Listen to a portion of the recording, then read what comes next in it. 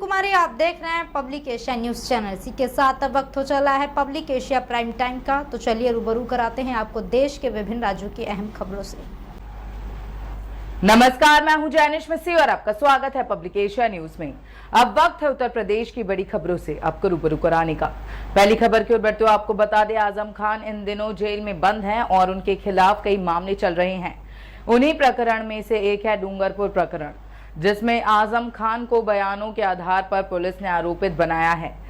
इनके इस प्रकरण के एक अन्य मामले में जल्द फैसला आने की उम्मीद है। 20 जून से अंतिम बहस शुरू होगी। बहस पूरी होने के बाद फैसला आएगा। अगली खबर की ओर बढ़ते हुए आपको बता दें, यूपी की 9 विधानसभा सीटों पर उपचुनाव की तैयारियां तेज हो गई हैं। हाल ही में लोकसभा चुनाव में जिस तरह के नतीजे सामने आए हैं, उसके बाद प्रदेश की कई सीटों पर समीकरण बदले हुए नजर आ रहे हैं। समाजवादी पार्टी और कांग्रेस का गठबंधन पहले के मुकाबले कई सीटों पर मजबूत हुआ है। वहीं 2022 में से कई सीटों पर बीजेपी कमजोर हुई है। यूपी की जिन सीटों पर उपचुनाव होना है वो सीटें हैं फूलपुर, मझवा, मीरापुर, मलकीपुर, करहल, कुंदरकी, गाजियाबाद, कठेरी और खैर विधानसभा सीट। इसके अलावा रायबरेली की ऊंचाहार सीट भी सुर्खियों में है। इस सीट से विधायक मनोज पांडे अब बीजेपी में शामिल हो चुके हैं। उन्होंने भी इस्तीफा दे दिया है, लेकिन इस सीट को अभी तक खाली घोषित नहीं किया गया है। अगली खबर की ओर बढ़ते हुए आपको बता दें, उत्तर प्रदेश पुलिस 60,000 कांस्टेबल भर्ती की दोबारा परीक्षा का इंतजाम कर रहे युवाओं का इंतजार खत्म होने वाला है। यूपी पुलिस भर्ती एवं प्रोन्नति बोर्ड दोबारा पुलिस भर्ती परीक्षा की नई तारीखों का ऐलान कर सकता है। यूपीपीआरपीबी द्वारा कांस्टेबल भर्ती परीक्षा को दोबारा कराने की तैयारियां शुरू हो गई हैं। पुलिस भर्ती परीक्षा को लेकर जल्द ही यूपी पुलिस भर्ती एवं प्रोन्नति बोर्ड की आधिकारिक वेबसाइट uppbpp.gov.in पर नई तारीखों से लेकर तमाम जानकारियों का नोटिफिकेशन जारी कर दिया जाएगा। इस परीक्षा में हिस्सा लेने वाले अभ्यर्थी इस वेबसाइट पर जाकर सारी जानकारी ले सकते हैं। अगली खबर की ओर बढ़ते हुए आपको बता दें, मलकीपुर उपचुनाव के लिए भाजपा के कई दावेदार सामने आ गए हैं। इनमें पूर्व विधायक से लेकर जिला पंचायत सदस्य और प्रधान तक शामिल हैं। पासी समाज से सबसे ज्यादा नाम सामने आए हैं। अगर सपा ने भी पासी समाज से उम्मीदवार उतारा तो किसी अन्य जाति के प्रत्याशी पर विचार किया जा सकता है। अगली खबर की ओर बढ़ते हुए आपको बता दें, उत्तर प्रदेश में गौवंश संरक्षण के लिए कई कोशिश की जा रही है। इसी कड़ी में प्रदेश के विभिन्न जिलों में 44 गौ संरक्षण केंद्रों के निर्माण और विकास का मार्ग प्रशस्त हो गया है। इस क्रम में प्रदेश सरकार द्वारा पशुधन विभाग को आदेश जारी किया गया है और 5,28,000 रुपए की धनराशि व्यय से 15 जिलों में गौ संरक्षण केंद्रों के निर्माण व विकास को सुनिश्चित किया जाएगा। ऐसे ही तमाम खबरों के लिए देखते रहें पब्लिक एशिया न्यूज। धन्यवाद। नमस्कार, मैं हूं जैनिश मिस्सी और आपका स्वागत है पब्लिक एशिया न्यूज में। अब वक्त है दिल्ली एनसीआर की बड़ी खबरों से आपको रूबरू कराने का। पहली खबर की ओर बढ़ते हुए आपको बता दें, दिल्ली एयरपोर्ट पर सोमवार को एक बार फिर हड़कंप मच गया जब दुबई जाने वाली एक फ्लाइट को बम से उड़ाने की धमकी मिली।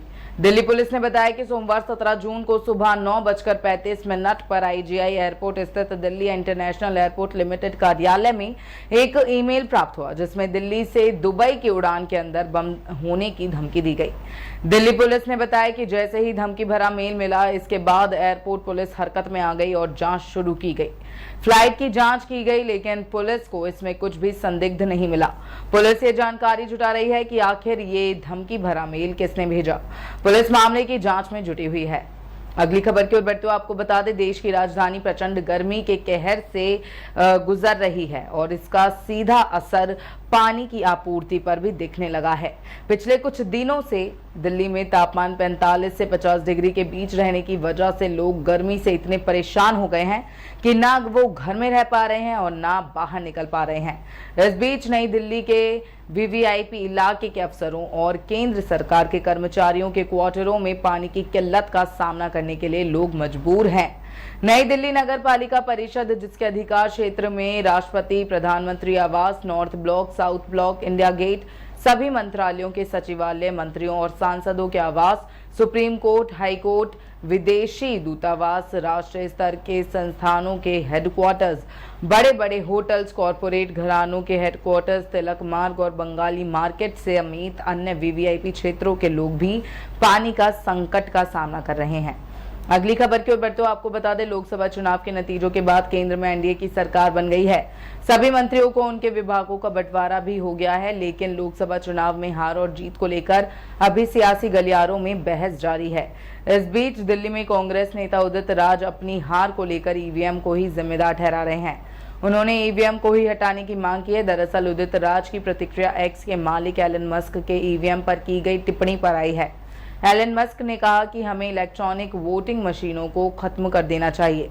इसमें इंसानों या एआई द्वारा हैक किए जाने का जोखिम है। अगली खबर की ओर बढ़ते हुए आपको बता दें, छाती और पेट की सर्जरी के बाद मरीज के फेफड़े के संक्रमण को रोकने में एम्स और दिल्ली आईआईटी का एआई प्रेडिक्शन मॉडल मददगार बनेगा। इन गंभीर सर्जरी के बाद मरीज को इन पोस्ट ऑपरेटिव पल्मोनरी कॉम्प्लिकेशंस होने की आशंका ज्यादा रहती है। कई बार मरीज देखने में सामान्य लगता है, लेकिन समय पर आकलन न हो पाने की वजह से स्थिति गंभीर हो जाती है। ऐसे में तकनीक 24 से 48 घंटे पहले ही मरीज की blood report, clinical report, medical history और अन्य का विश्लेषण कर डॉक्टर को सूचित कर देगा। आकलन के आधार पर मरीज को जरूरत के मुताबिक आईसीयू और वेंटिलेटर सपोर्ट, फिजियोथेरेपी, इलाज में बदलाव या विशेष इलाज समेत अन्य सुविधाएं समय से पूर्व ही दी जा सकेंगी।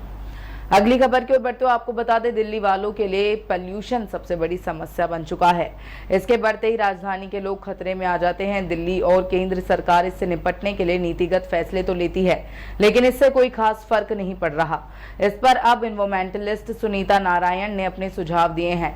उन्होंने कहा कि दिल्ली की हवा साफ करने के लिए कड़े फैसले लेने होंगे, क्योंकि आप सबको खुश रखकर नहीं हो सकता। सुनीता ने कहा कि केंद्र और राज्य सरकारों ने एयर पोल्यूशन को नियंत्रित करने के लिए कोयले पर प्रतिबंध लगाने और BS6 ईंधन को लागू करने समेत कई कदम उठाए हैं, लेकिन जलवायु परिवर्तन की वजह, अनियमित मौसम पैटर्न और संकट से निपटने की अपर्याप्त गति ने समस्या को और बढ़ा दिया है। ऐसे ही तमाम खबरों के लिए देखते रहें पब्लिक एशिया न्यूज। धन्यवाद। नमस्कार, मैं हूं जैनिश मिस्सी और आपका स्वागत है पब्लिक एशिया न्यूज में। अब वक्त है उत्तराखंड की बड़ी खबरों से आपको रूबरू कराने का। पहली खबर की ओर बढ़ते हुए आपको बता दें, उत्तराखंड भीषण गर्मी की मार झेल रहा है। मैदान से लेकर पहाड़ तक तपिश के कारण जनजीवन प्रभावित है।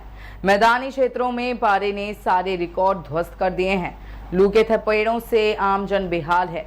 लगातार 10 दिनों से मैदानी क्षेत्रों में तापमान 40 डिग्री सेल्सियस से ज्यादा दर्ज किया जा रहा है, जो कि सामान्य से 6 से 9 डिग्री सेल्सियस ज्यादा है। वहीं रात के समय भी उमस भरी गर्मी बेहाल कर रही है। हरिद्वार में तापमान सर्वोच्च स्तर पर पहुंच गया है, जबकि दून में भी 122 सालों में ये जून सबसे ज्यादा गर्म है। अगली खबर की ओर बढ़ते हुए आपको बता दें, वीकेंड पर बढ़ी पर्यटकों की भीड़ ईद की छुट्टी की वजह से सोमवार को भी कायम रही। पर्यटकों की भीड़ के कारण पर्यटक स्थल गुलजार रहे।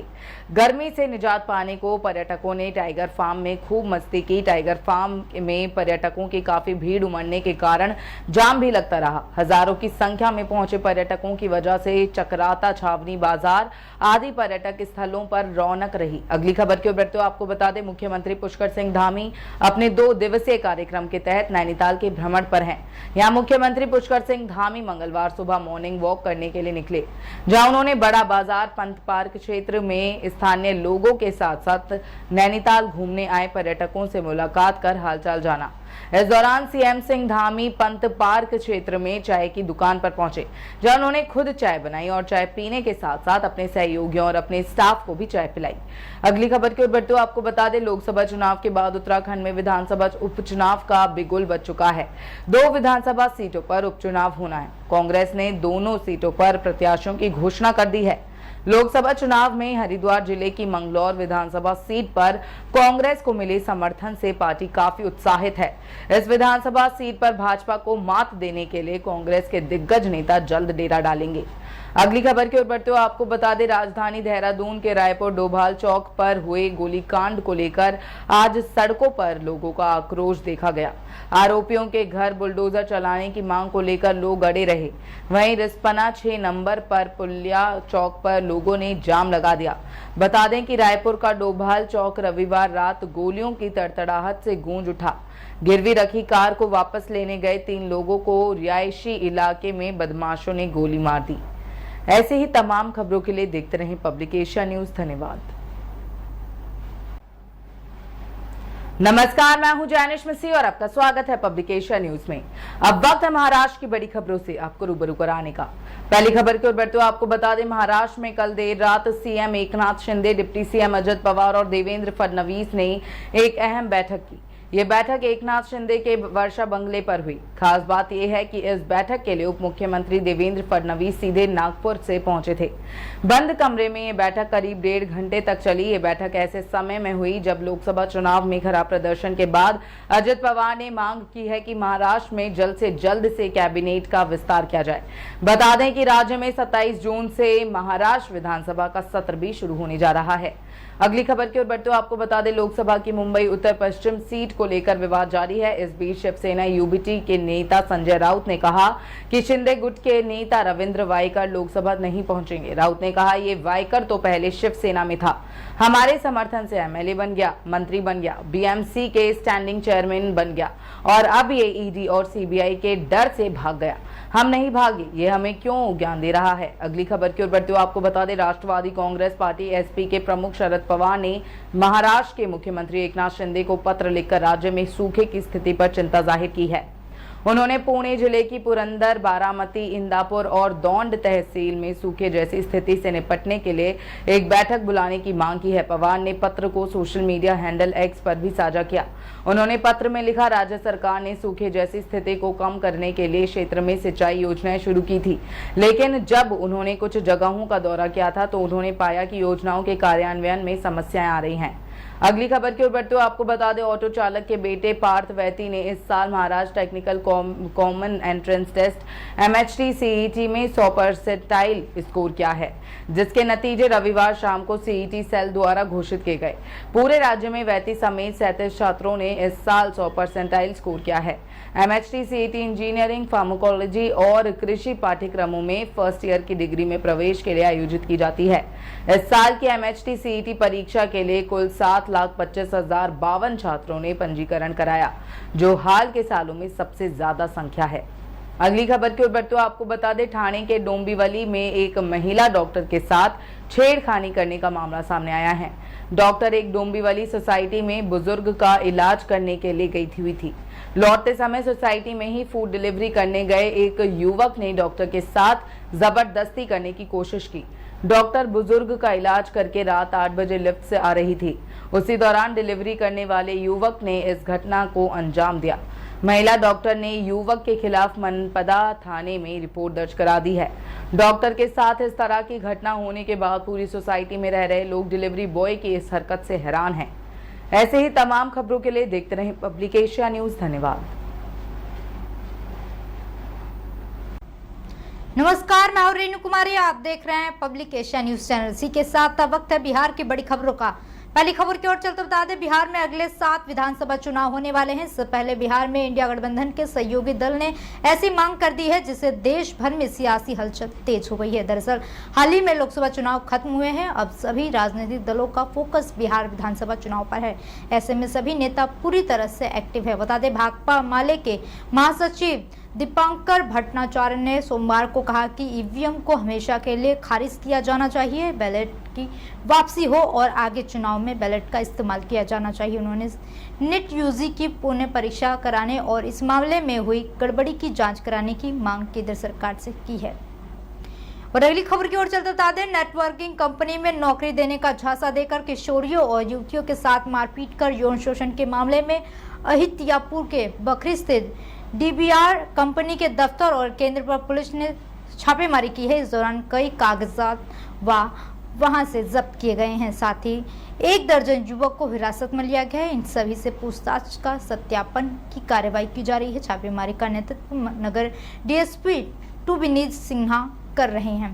छापेमारी के दौरान दफ्तर और केंद्र पर करीब 80 से अधिक लड़के मौजूद थे। पुलिस ने सभी से पूछताछ कर इनका बयान दर्ज कर लिया है। और अगली खबर की ओर चलते बता दें, जनसुराज के सूत्रधार प्रशांत किशोर ने अब ये कंफर्म किया है कि जनसुराज पार्टी कब बनेगी। लगातार कई दिनों से प्रशांत किशोर बिहार के विधानसभा चुनाव में भाग लेने की बात कर रहे हैं। फिलहाल वे कई जगहों पर जाकर लोगों को संबोधित कर रहे हैं। दूसरी तरफ चुनावी मैदान में उतरने से पहले ही उन्होंने तमाम नेताओं को घेरना शुरू कर दिया है। और अगली खबर आ रही है पटना से, जहां पटना में एक बार फिर भयंकर आग लगी है। आग लगने की घटना कोतवाली थाना क्षेत्र के गोरिया टोली गली स्थित पूर्व सांसद रामकृपाल यादव के मकान के पास की है। बताया जा रहा है कि पूर्व सांसद रामकृपाल यादव के घर बगल में एक मकान में आग लग गई है। आग लगते ही वहां अफरा तफरी का माहौल हो गया। लोगों ने अग्निशमन को कॉल करके घटना की जानकारी दी है। घटना की सूचना मिलते ही वहां अग्निशमन की टीम पहुंची है और आग बुझाने में जुटी है। आग इतनी प्रचंड थी कि आग पर काबू पाना बहुत ही मुश्किल था। बता दें, आसपास के लोग भी घटनास्थल पर जुट गए और आग को बुझाने में लग गए। सूचना मिलने पर कोतवाली थाना की पुलिस भी मौके पर पहुंच गई, जान माल बचाने में जुटी रही। आग कैसे लगी फिलहाल स्पष्ट नहीं हो पा रहा है। और आखिरी खबर आ रही है गया से, जहां गया में हीट वेव से 3 लोगों की मौत हो गई है। साथ ही आज लगभग 10 से 12 लोग मगध मेडिकल कॉलेज अस्पताल में भर्ती किए गए हैं। इस संबंध में अस्पताल अधीक्षक ने कहा है कि मौत किस कारण हुई है इसकी जांच की जा रही है। ऐसी तमाम जानकारी के लिए देखते रहें पब्लिक एशिया न्यूज चैनल। नमस्कार, मैं हूं जैनिश मिस्सी और आपका स्वागत है पब्लिक एशिया न्यूज में। अब वक्त है मध्य प्रदेश की बड़ी खबरों से आपको रूबरू कराने का। पहली खबर की ओर बढ़ते हुए आपको बता दें, मध्य प्रदेश की बुधनी विधानसभा सीट केंद्रीय मंत्री शिवराज सिंह चौहान के सांसद बनने के बाद अब खाली हो गई है। बुधनी विधानसभा सीट पर होने वाले उपचुनाव को लेकर कई दावेदार सामने आ रहे हैं, मगर कहा यह जा रहा है कि जिसे केंद्रीय मंत्री शिवराज सिंह चौहान का आशीर्वाद मिलेगा वही बुधनी विधानसभा सीट से चुनाव लड़ेगा। मध्य प्रदेश में केंद्रीय मंत्री शिवराज सिंह चौहान के बुधनी विधानसभा सीट से इस्तीफा देने के बाद ये सीट खाली हो गई है। अब बुधनी विधानसभा सीट पर बीजेपी और कांग्रेस अपने प्रत्याशियों को तलाश रही है। बुधनी विधानसभा सीट से कई बीजेपी नेताओं के नाम सामने आ रहे हैं। विदिशा लोकसभा सीट से सांसद रहे रमाकांत भार्गव भी दौड़ में शामिल बताए जा रहे हैं। अगली खबर की ओर बढ़ते हुए आपको बता दें, लोकसभा चुनाव के बाद अब मध्य प्रदेश के मुख्यमंत्री डॉक्टर मोहन यादव उपचुनाव के लिए तैयार हैं। उपचुनाव की तैयारियों की शुरुआत सीएम आज से करने जा रहे हैं। सीएम मोहन यादव आज छिंदवाड़ा के अमरवाड़ा आए। अमरवाड़ा विधानसभा उपचुनाव के लिए बीजेपी की ओर से कमलेश शाह ने नामांकन दाखिल कर दिया। कमलेश शाह के नामांकन में मुख्यमंत्री डॉक्टर मोहन यादव और महिला बाल विकास भी मौजूद रहे। अगली खबर की ओर बढ़ते हुए आपको बता दें, रोज गुजरने वाले हजारों वाहनों की राह आसान करने के लिए बनाए जा रहे इंदौर खंडवा रोड 4 लेन का निर्माण कुछ ग्रामीण क्षेत्रों के लिए परेशानी की वजह बन रहा है। भैरवघाट पर सड़क के लिए 3 सुरंगें बनाने के लिए विस्फोट किए जा रहे हैं। इससे कई मकानों में दरारें आ गई हैं। ग्रामीण राष्ट्रीय राजमार्ग प्राधिकरण के अफसरों से मकानों में हुए नुकसान का मुआवजा मांग रहे हैं, लेकिन अब तक उनकी सुनवाई नहीं हो पाई है। ग्रामीणों का कहना है कि विस्फोट के समय पत्थर भी उड़कर आते हैं, इससे घायल होने का खतरा भी बना रहता है। अगली खबर की ओर बढ़ते हुए आपको बता दें, टीकमगढ़ शहर में मंगलवार की सुबह अचानक बारिश हुई, जिससे लोगों को गर्मी से राहत मिली। इसके साथ ही शहर में लगे कई विद्युत पोल में करंट आ गया, जिसकी सूचना स्थानीय लोगों द्वारा विद्युत विभाग को दी गई। प्रत्यक्षदर्शी राम ने जानकारी देते हुए बताया कि टीकमगढ़ शहर के पुराने बस स्टैंड पर स्थित विद्युत खंभे में करंट फैलने से एक गाय, एक बैल और एक बकरी की मौके पर मौत हो गई। प्रत्यक्षदर्शियों ने बताया कि जब जानवरों को करंट लगा तो वो जोर जोर से आवाज निकाल रहे थे, लेकिन उन्हें बचाने वाला कोई नहीं था। अगली खबर की ओर बढ़ते हुए आपको बता दें, मंदसौर जिले के शामगढ़ थाना क्षेत्र में एक बहू द्वारा गांव के ही एक परिवार पर ससुर को किडनैप करने की झूठी रिपोर्ट लिखवाने का मामला सामने आया है। खुद बुजुर्ग ससुर भी उसके साजिश में शामिल था और बहू के भाई के घर ही रुका था। रिपोर्ट दर्ज होने के बाद शामगढ़ टीआई से लेकर मंदसौर एसपी अलर्ट हो गए और बुजुर्ग की तलाश शुरू कर दी। इसके बाद पुलिस ने रिपोर्ट लिखवाने वाली महिला के भाई के पास से ही बुजुर्ग को ढूंढ निकाला। ऐसे ही तमाम खबरों के लिए देखते रहें पब्लिक एशिया न्यूज। धन्यवाद। नमस्कार, मैं हूं जैनिश मिस्सी और आपका स्वागत है पब्लिक एशिया न्यूज में। अब वक्त है देश की बड़ी खबरों से आपको रूबरू कराने का। पहली खबर आ रही है शामली से, जहां गंगा दशहरा पर पूर्वी यमुना नदी में अपने परिजनों के साथ स्नान करने आई हरियाणा निवासी 2 ममेरी बहनों की डूबने से मौत हो गई, जबकि गोताखोरों ने एक युवक को डूबने से बचाया। घटना से मृतकों के परिजनों में कोहराम मच गया है, रो रो कर बुरा हाल हो गया है। मृतक दोनों लड़कियां रिश्ते में मामा बुआ की बेटियां थी। सूचना पर पहुंची पुलिस दोनों लड़कियों को लेकर सामुदायिक स्वास्थ्य केंद्र आई, जहां पर डॉक्टर ने दोनों को मृत घोषित कर दिया। बाद में पुलिस ने दोनों के शवों को कब्जे में लेकर पोस्टमार्टम के लिए भेजते हुए आवश्यक वैज्ञानिक कानूनी कार्यवाही शुरू कर दी।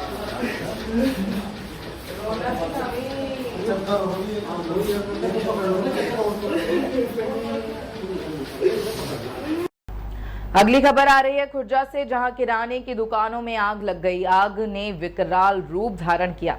एक के बाद एक 4 दुकानों में फैली आग से लाखों रुपए का सामान जलकर राख हो गया। सूचना पर पहुंची दमकल विभाग की टीम ने कड़ी मशक्कत के बाद आग पर काबू पाया। घंटों तक उठी आग की लपटों ने स्थानीय दुकानदारों की बेचैनी बढ़ा दी। खुर्जा के मंडी दानगंज इलाके का है ये मामला। आइए दिखाते हैं आपको हमारे संवाददाता प्रदीप पंडित की रिपोर्ट।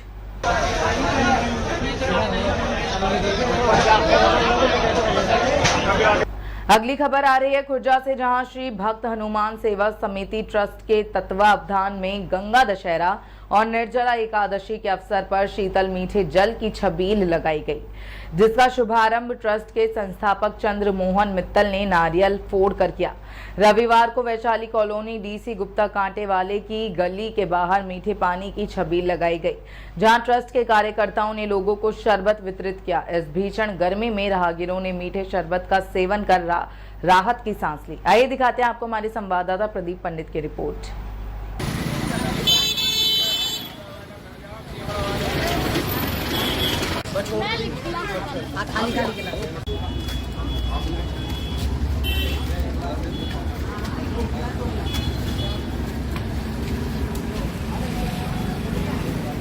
अगली खबर आ रही है असम से। बता दें, असम और पड़ोसी राज्यों के कुछ हिस्सों में लगातार बारिश हो रही है, जिसके बाद ब्रह्मपुत्र नदी का जलस्तर बढ़ गया है।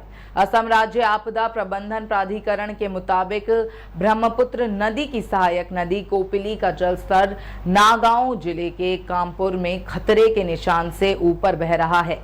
एक स्थानीय व्यक्ति ने बताया कि इस समय जलस्तर ऊपर नीचे हो रहा है। नदी के बीच में एक मूर्ति है और जब पानी उसकी गर्दन तक पहुंच जाता है तो हमें पता चलता है कि जल स्तर बढ़ गया है। अगली खबर आ रही है बेंगलुरु से। बता दें कि बेंगलुरु की एक अदालत ने मंगलवार को निलंबित जेडीएस नेता प्रज्वल रेवन्ना को यौन उत्पीड़न और दुष्कर्म के मामले में 14 दिन की न्यायिक हिरासत में भेज दिया। यह आदेश 42वें एडिशनल चीफ मेट्रोपॉलिटन मजिस्ट्रेट की विशेष अदालत ने सुनाया। रेवन्ना, जो हासन लोकसभा क्षेत्र से जेडीएस के पूर्व सांसद हैं और उन पर 3 महिलाओं के साथ यौन उत्पीड़न का आरोप है। पूर्व सांसद को 30 मई को केम्पेगौड़ा इंटरनेशनल एयरपोर्ट पर उतरने के कुछ ही मिनटों बाद गिरफ्तार कर लिया गया था। म्यूनिक से आए 33 वर्षीय सांसद को पूछताछ के लिए तुरंत सीआईडी कार्यालय ले जाया गया। जेडीएस के संरक्षक और पूर्व प्रधानमंत्री एचडी देवगौड़ा के पोते और हासन लोकसभा सीट से एनडीए के उम्मीदवार प्रज्वल पर महिलाओं के साथ यौन दुर्व्यवहार के कई मामले दर्ज हैं। ऐसे ही तमाम खबरों के लिए देखते रहें पब्लिक एशिया न्यूज। धन्यवाद।